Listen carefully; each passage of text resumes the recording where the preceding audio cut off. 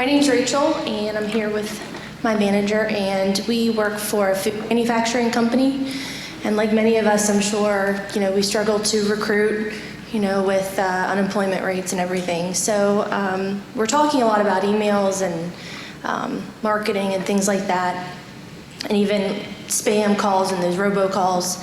So we're looking for new ways to do recruiting, and Facebook is great and social media is great, but going back to the good old cold calling, reaching out to people that are not looking, I guess, how can we do that to your generations without coming across as too pushy or invading your time?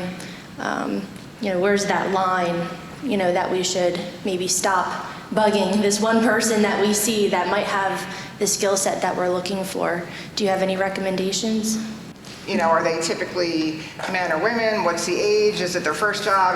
Are they interested in continuing education? So I think figuring out exactly who you're looking for, like what does that job description say, and then that person, you've kind of got a really good idea.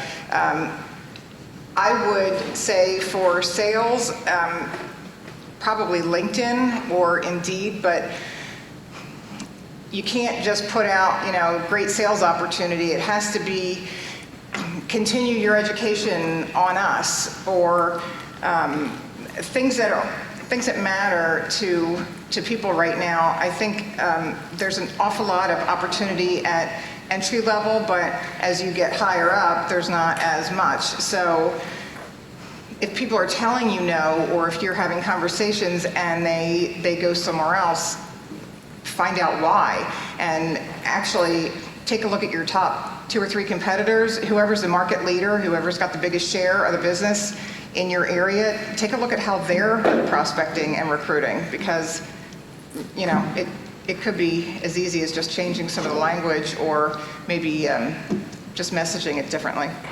I'm actively searching for a job as a soon-to-be grad, and I've been messaged on LinkedIn, and 2 of those actually turned into an interview, and it was because someone said, your resume is very impressive, we looked at it, you have the experience that we're looking for. It wasn't, I've had others on LinkedIn that have been kind of a catch-all, we're looking to hire, here's our link. But the ones that said, hey, we've actually looked at you and we think you're interesting, those are the ones that I've pursued. And I think it really makes a difference, because that's something that someone's curated, like the person that you're reaching out to, that's something that they've curated, and that's them expressing themselves. And if you honor that and acknowledge that you've looked into it, I think that says a lot more than either a catch-all sponsored message or something like that. Traditional job fairs are actually a great place to find people. I know CV just had their high school job fair for kids, and I think those are important places to get into and be a part of, especially kids that are going to be graduating high school that they might not plan on going to college. They might plan on taking a year off. They don't know what jobs are out there. They don't know, they figure they're going to graduate and they'll just go work at McDonald's or Sheetz. They don't know that they could work for your company. They don't know what kind of things that you offer as far as benefits, packages, anything like that, or even pay. So in my opinion, I think that would be a great place to start if you can get in where people are just entering the workforce, if that's the type of workforce you're looking for to join your company. So I'm just curious, I know for me and a lot of my friends, we have about 3 to 4 different email addresses. We have one for business, we have one for like our serious stuff, and then we have like a promo one and spam. I didn't know if like across the generations you guys kind of shared that philosophy, or? Obviously we have my work email. I have my Gmail email is my, would be for family, for friends, and anything important in my life, buying my house, things like that. Then I have a second Gmail account that is literally what I use for online shopping, because I know I'm just going to get bombarded by people, additional advertisements, additional things to purchase. I don't want to be filtering through those at my personal email, so I move those over. And then I actually have another one that I know is just going to get complete spam. So Yeah, that's a really interesting question. I do have certainly a work email, which has also become my personal email most of the time as well. And I do have a personal email, which I never check anymore. So people know, I just don't have time, right? So if people know to get a hold of me, my family and friends, they will text me rather than email me anymore. Or if eventually they can't get me, they'll pick up the phone and call me or send me an email through my work email. But I am not checking my personal email anymore. I'm a really big believer in keeping your world separated. So there's work and there's out of work, and those two should never intersect.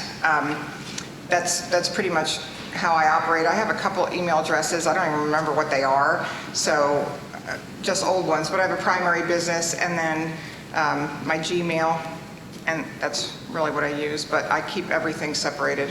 I compartmentalize my life as well. I'm no longer dealing with any business emails, which is a very nice blessing. However, I actually maintain an old AOL account, and that is for those that I don't really care to, or that I may not know or do not care to converse with, but I have a private Gmail account that I use for my family and friends. My question is regarding social media. If you could go down the line and say what social media outlets you actively participate in, you have an account in, and ones you actually interact with, either you post or like or something like that. So which ones you have and you have an account with versus ones that you interact with?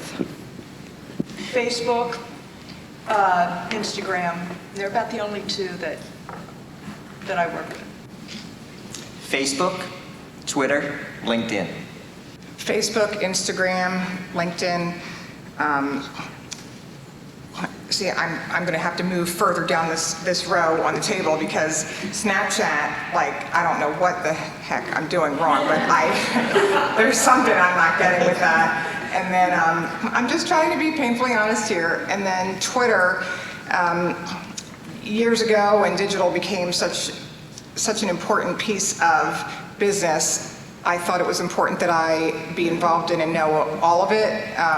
Twitter's one I just never really picked up on. I don't even know if I know what my password is anymore, so I'm not involved in that. And I think you can have too many. Yeah, I tried Twitter as well, and that was one I could do without. So Yeah. I just, I use Facebook, Instagram, and Snapchat. Honestly, though, if interacting with any of them, if I'm interacting with Facebook, it's probably sharing a meme versus actually sharing a picture of myself or my family or anything like that. Snapchat, sometimes like if we're out golf outings and things like that, I'll definitely share pictures of the beautiful scenery while all my colleagues are at work or something like that. But other than that, not really overly active in any of them. I brought out my phone because I'm going to be the worst, but it's my job to be the worst. So I have Facebook and Instagram. Facebook I don't really use that much, I guess. Snapchat every once in a while, but I like the Instagram stories more than Snapchat because I feel like they're more curated and they look prettier. And LinkedIn, I probably check about every day. Also like Pinterest, I feel like I engage with probably not as much, but it's very aesthetically pleasing or appealing. And is Venmo considered social media? Does that count? I like the But PayPal. essentially, a lot. Final question for each of you. What's your favorite website? I'll start. www.paprinciples.org. well, mine is Amazon because it takes me all kinds of places.